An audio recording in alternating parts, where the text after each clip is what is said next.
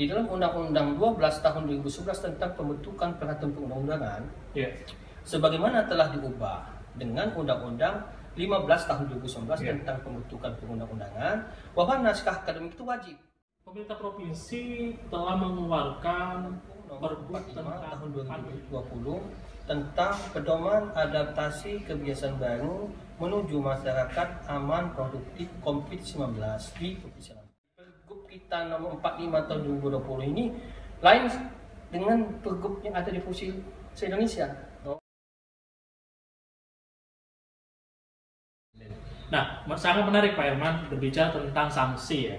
Sanksi. Nah, masyarakat kita ini kan masyarakat yang dianggap bahwa sulit sekali kalau misalnya dalam sebuah regulasi itu tidak ada sanksi yang tegas. Nah, saya coba pernah membaca dan itu pernah didiskusikan oleh kami juga di Pusat Studi Konstitusi dan Perundang-undangan bahwa menurut kami Pak Herman itu sanksinya kurang tegas gitu Pak Herman. Misalnya ada seru push up atau mungkin dia ada sanksi sosial. Nah, kira-kira seperti apa Pak Herman itu menanggapi hal seperti itu gitu?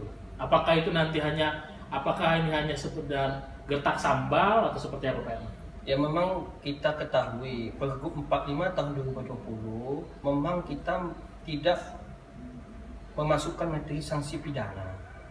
Karena di dalam peraturan perundang-undangan yang berlaku bahwa sanksi pidana itu diatur di undang-undang maupun perda. Jadi kalau kita akan membuat sanksi yang tegas itu ditetapkan dengan peraturan daerah dan juga harus dibahas dengan DPRD. Nah, ini kita telah berupaya itu menyusun rancangan perda. Insya Allah lah nanti di tahun 2020 ini kita akan segera bahas dengan stakeholder terkait dan juga minta bantuan dari pihak akademisi untuk melakukan diskusi-diskusi lah. Baik, Pak, mohon maaf. Apakah pergub tersebut hanya mengatur terkait dengan COVID-19 ataukah juga di dalam pergub itu mengatur tentang mungkin wabah menular lainnya seperti apa? Ya, kalau di Pergub 45 2020 mengatur tentang COVID-19 saja. Karena tidak ada pengaturan penyakit menular atau tidak menular. Ini satu yang sangat baik sekali Pak Herman. Dapat informasi bahwa Provinsi Lampung ini sebentar lagi akan mendapatkan penghargaan, katanya seperti itu ya, penghargaan dalam hal JDH, Jaringan Data Informasi Hukum. Nah, ini beberapa waktu yang lalu kami kumpulkan, kami dengan tim ini mengumpulkan informasi-informasi yang berkaitan dengan Biro Hukum Setda Lampung, dan salah satunya kami mendapati data bahwa Provinsi Lampung itu akan mendapatkan penghargaan JDH. Nah, ini apakah sekedar isu ataukah ini benar, dan kalau misalnya benar ini penghargaan dalam bidang apa dan kita nomor berapa di Indonesia Pak Herman? Mungkin seperti itu Pak Herman. Ya, terima kasih kepada Pak Ripandi Gitonga. Apa yang disampaikan Pak Ripandi Gitonga bahwa benar kita akan menerima penghargaan JDH nasional atas dukungan dari teman-teman semua ya. JDH Set1 Provinsi, Set1 Kabupaten Kota, JDH Kabupaten Kota, dan JDH PTN PTS. Nah, insya Allah kita ya akan disampaikan oleh Menteri Hukum dan HAM pada akhir bulan September. Nah, sebelum kita lebih jauh menjelaskan prestasi yang sudah didapatkan oleh Biro Hukum Setda Provinsi Lampung, nah berbicara tentang JDH ini sebenarnya apa sih Pak Herman? JDH ini? JDH ini dapat kami jelaskan merupakan jaringan dokumentasi dan informasi hukum. Jaringan dokumentasi dan informasi hukum yang gunanya yaitu pertama untuk mempermudah mencari literatur dan referensi terhadap peraturan perundang-undangan yang terkait dengan PP, Permen maupun Perda. Berarti intinya kalau dulu kita mencari regulasi atau aturan hukum, kalau misalnya di searching di Google itu pasti akan ketemu hukum online mungkin. Nah, saat ini mungkin akan berubah atau makin sudah berubah bahwa yang kita cari adalah benar-benar langsung dari websitenya lembaga daerah atau perangkat daerah, seperti itu Pak Herman. Ya, betul. Jadi kita akan di dalam pelaksanaan JDH kita mempunyai namanya DDH terintegrasi dengan BPHN. Nah, disitulah semua produk hukum daerah berupa Perda, Pergub, Kepgub, MOU, instruksi gubernur, naskah hukum lainnya itu di-upload di dalam DDH tersebut. Nah, yang itu tadi gunanya untuk mempercepat kita dalam melaksanakan tugas di dalam kita mengharmonisasi suatu peraturan undang-undangan.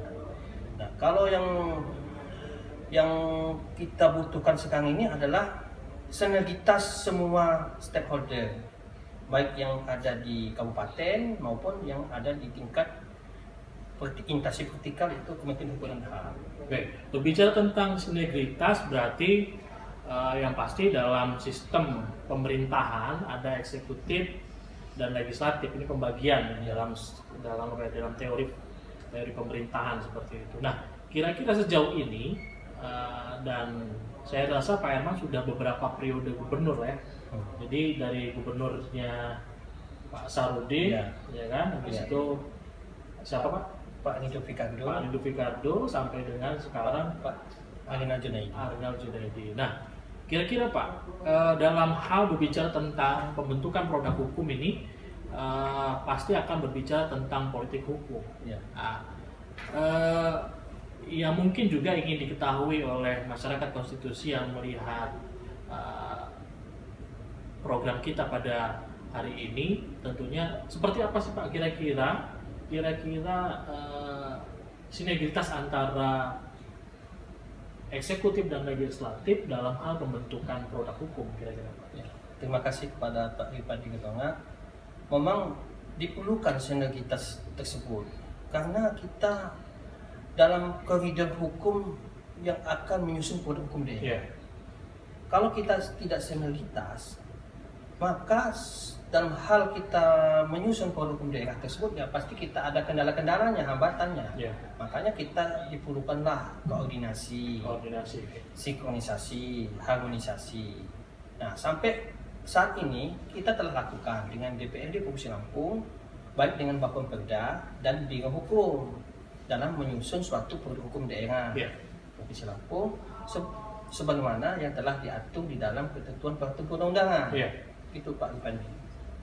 Nah, berkaitan dengan itu juga dalam beberapa diskusi di PSKP juga bahwa dalam pembentukan produk hukum di daerah ini harus mengikutsertakan lembaga vertikal ya. Dalam hal ini adalah perancang yang ada di Kanwil Hukum dan HAM.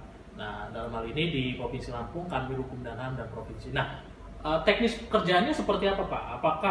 Apakah dari perancang yang dari Kanwil Hukum dan HAM itu ikut dalam penyusunan ataukah hanya sekedar harmonisasi saja atau seperti apa Pak? Perancang Kanwil Hukum dan HAM sangat penting sekali untuk kita libatkan terhadap penyusunan produk hukum daerah berupa Perda dan Perkada. Kenapa penting? Karena dalam hal tugas fungsi perancang melakukan harmonisasi dan sinkronisasi Pak Ripandi. Jadi kesesuaian materi tersebut bisa mereka lakukan bersama-sama dengan perancang yang ada di Kanwil Hukum dan HAM. Berarti hanya sebatas kepada harmonisasi Pak Herman? Tidak juga. Tidak hanya sebatas kepada harmonisasi. Ya, karena pertama tahapan daripada penyusunan produk hukum daerah itu kita lakukan harmonisasi dan sinkronisasi terlebih dahulu. Tetapi untuk selanjutnya mereka diikutsertakan dalam hal melakukan pembahasan, baik yang dilaksanakan oleh pansus maupun komisi. Itu Pak Ripandi. Baik, masyarakat konstitusi tentunya waktu yang kita sediakan untuk membahas terkait dengan bagaimana pembentukan produk hukum daerah Provinsi Lampung sangat panjang. Jadi mungkin waktu yang kita sediakan tidak akan cukup, namun perjumpaan kita pada sore hari ini itu tidak akan berakhir begitu saja Pak Herman ya. Nanti siap juga kita sewaktu-waktu akan undang Pak Herman dalam sesi berikutnya. Tentunya kepada masyarakat konstitusi jangan lupa Anda bisa menyaksikan tayangan ini di PSKP TV, di channel YouTube PSKP, dan jangan lupa subscribe dan like serta komen karena informasi Anda, dukungan Anda dalam subscribe maupun like itu akan menuntut kami untuk tampil lebih baik dalam Lampungnya Kenapa sebagai program PSKP 2020. Mungkin itu Pak Herman, terima kasih. Ya, terima Dan kasih sampai Pak. ketemu. Tetap di Salam Konstitusi.